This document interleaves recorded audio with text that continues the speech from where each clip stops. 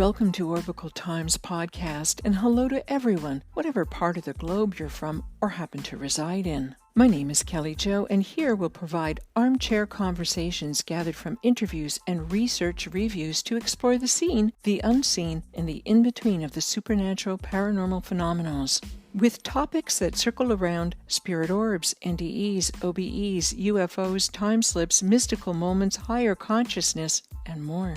I hope that this cast will be our meeting place and judge-free zone where we can explore, learn, and grow through the telling of.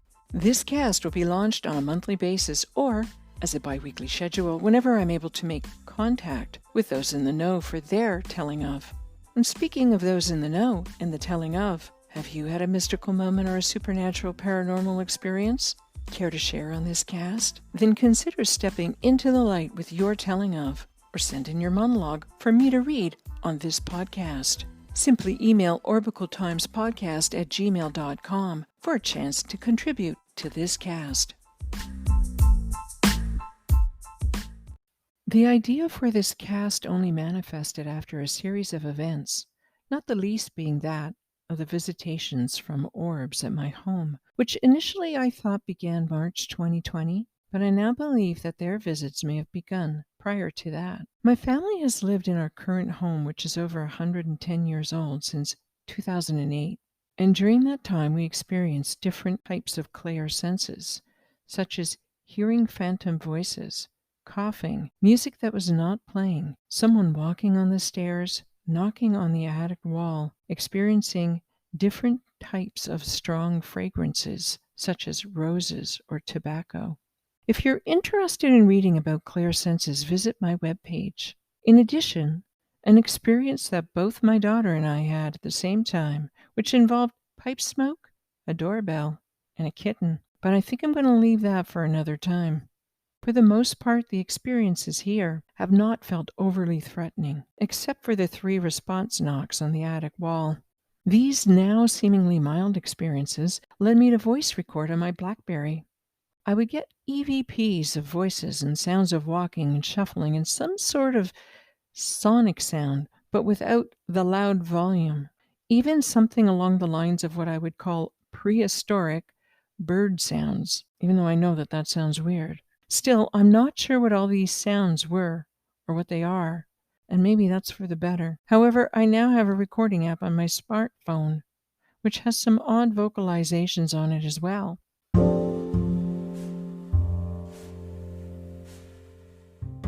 I'm going to take you back to the spring and summer of 2019. That was the year, unknowingly to me at that time, that orbs began to, in earnest, introduce themselves to me. That event has etched itself into my mind because it involved a small red flashing cat toy belonging to my daughter's recently rescued cat, Rocky. My intuition told me that I was supposed to witness this activity. It was around 3 a.m. I had woken up and walked out of my room when I stopped in the hall outside my daughter's open bedroom door. My peripheral vision registered a flashing red light located on the floor. I turned to look at the light, but it stopped strobing, only to start up again. I correctly surmised that it was the cat's motion-activated plastic toy. But what had activated it? The open curtain in her room allowed the streetlight to provide a low level of illumination into her room. I could see Rocky the cat curled up at the bottom of the bed, and the light strobed on. Over the months that followed, I would take that cat toy and place it in various rooms, like my living room, the basement, the attic, the bedrooms. The flashing cat toy, which is now for my eye health in its own container, would brightly and rapidly flash at different times of the day and night. This activity seemed to intensify to the point of draining the toy's batteries.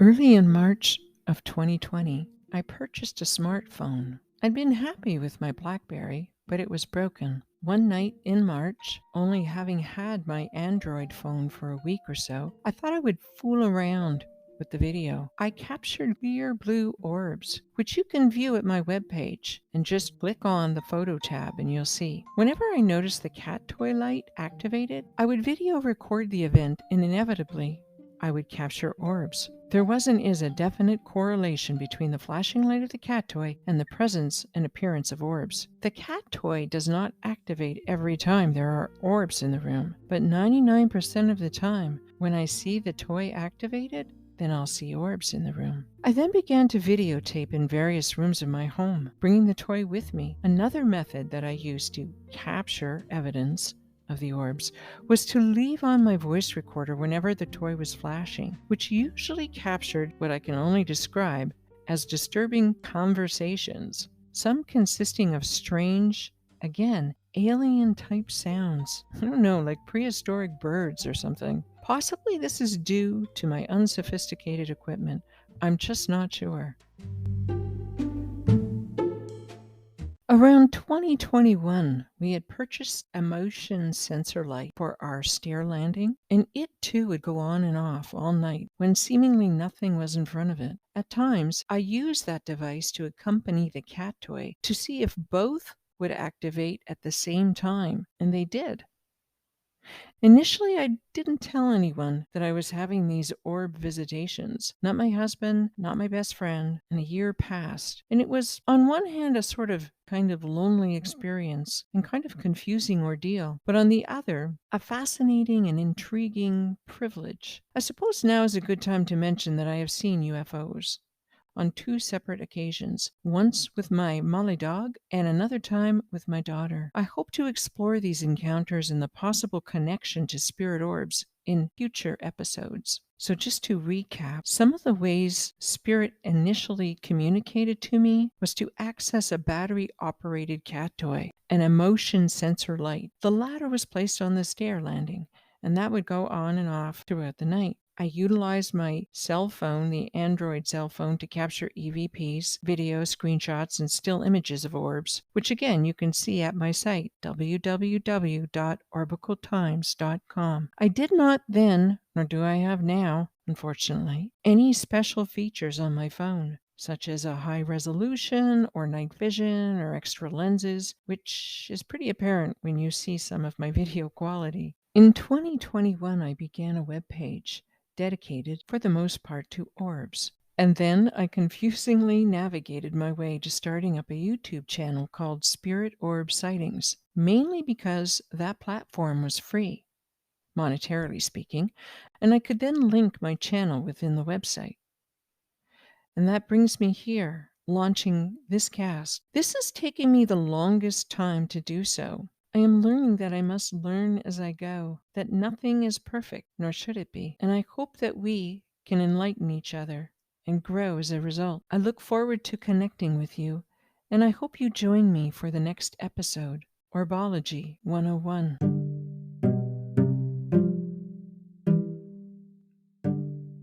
I would like to keep this cast a commercial-free zone. In light of that, please consider subscribing to my YouTube channels. All my orb videos are available by using the handle @Spirit Orbs Sightings, or visit my new channel with the handle @Orbicle Times Podcast. If you've already subscribed, many thanks. For blogs, episodes, show notes, bios, images, and video, please visit www.orbicletimes.com. If you enjoyed an episode, then please give a like or a share on Anchor, Spotify, Apple, or whatever podcatcher you happen to use. If you've already done so, much appreciated. Thank you for taking your time to visit these Orbicle Times.